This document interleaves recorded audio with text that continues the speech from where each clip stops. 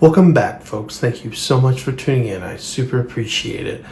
This week, we're going to be looking at a banger of a game, and I wouldn't classify it as that, but it's also the start of a new season, so this is super exciting, and I have a lot planned for this season. But to start off the new season, we're going to be looking at Yoshi's Story. Yoshi's Story is a sequel to the original Yoshi's Island on the Super Nintendo. Now, I don't find it to be as good as the original Yoshi's Island, and who could say that for certain? It's strange because the critics really hated this game, the fans really loved it. Usually when I look for movies to watch, like new movies that I want to go see in the theater, I check Rotten Tomatoes first.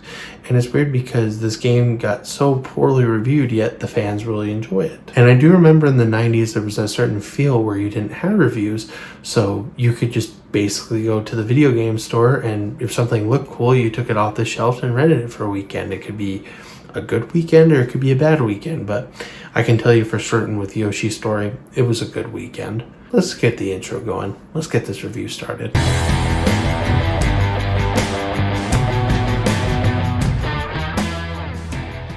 Well, looking into the development for Yoshi's Story, this will seem kind of familiar to you. So yeah, the game was going to be on the N64 DD. However, it failed, and as you can see by the game's logo, originally this was going to be Yoshi's Island 64.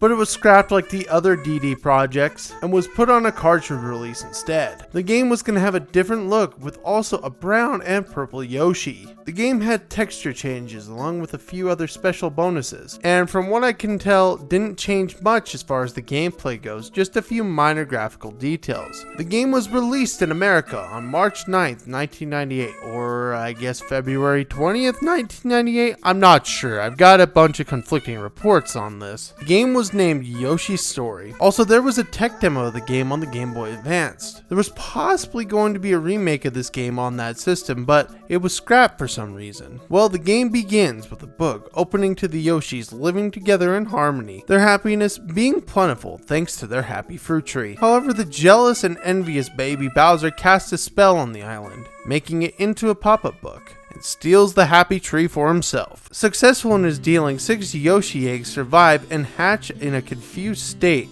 The Yoshis know something's up and go to find out what. Getting through 6 pages, the babies make it to baby Bowser, give him a timeout, complete with a spanking. The Yoshis save the day and live peacefully again, with their happy tree and the credits rolling. With the cutest music ever. Stop that. Oh yeah, I'm sorry.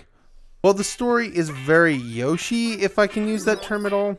It's very cute and cuddly, and really not a ton like the first game at all. And it has big holes the size of volcano opening to boot. But for Def's a child's game, it works, I guess. Now onto the gameplay. Looking at the gameplay, it is really similar to Yoshi's Island. You lick enemies and swallow them to make eggs and throw them. With the movement that this game has, it makes it a run and gun platformer just like its predecessor Yoshi's Island. He jumps with the movements and feels similar to that of Yoshi's Island, with a floater jump and the flutter kick to boot. But to me, that's where the similarities kinda end. The enemies look way different than in Yoshi's Island, and they're also the same amount of levels, but the contrast between these two, besides the core gameplay, is very different, and I'm talking super different. First off, your goal to get to the next level is to eat these fruits until you've collected 30 of them. I want to say it's 30, but I'm not 100% sure on that. Then you win and go to the next level. This makes this game extremely easy, and sure, there are some difficult-ish moments, but this game is a cakewalk.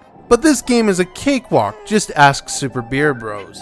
Not only does it make this game super easy, but you can get some helpful items to help you along the way.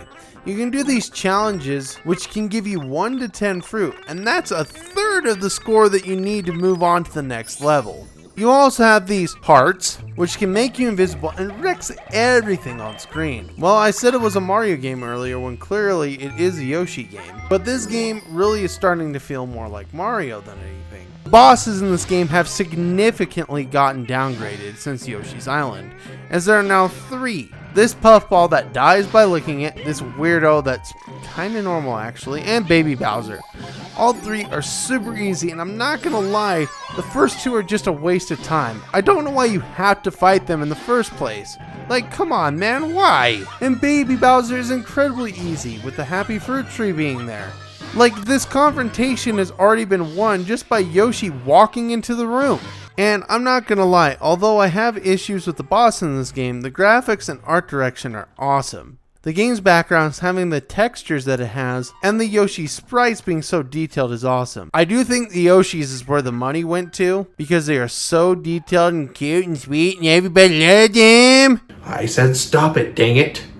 I can't help it, look how adorable they are. The music and sounds are very cute as well. I mean this because that is really the best way to describe it. I do like the button presses in the menu, they're satisfying to click to start the game. And the Yoshi sound is adorable. I think the best music in the game comes from the pipe world. I love that beat, and also with the dude saying Yoshi. The theme that plays when the story is being told is awesome too. People say as a joke they're saying eat a-holes, but I always thought they were just saying Nintendo. But all in all, is the gameplay really groundbreaking? Not really, but it really is solid, and I do appreciate how the gameplay is. Well, Yoshi's Story is a very good follow-up to the original game in the series. It's not as good, but it's something that's solid. I really think this game is a solid platforming game. The thing I like about it, it is for all ages, so anybody can pick up and play this game and have a fun time with it. And the difficulty of the game, I'm not going to go too much into. I get it's a very easy game, but you could make the case for Yoshi's Island when you're not 100%ing it. So, I mean, you know, Yoshi games aren't typically that hard. But one of the things that I do like really about this game is the graphics have really aged well. A lot of N64 games can't really say this, but this game's graphics have aged like super well. It's one of the better looking games on the N64, and it still holds up to this day, in my opinion. The music that is cutely designed, along with the cute sounding Yoshis and all that, will just make you smile, and it'll make the game a lot more fun. But anyway, folks, thank you so much for watching, and I'll see you in the next episode.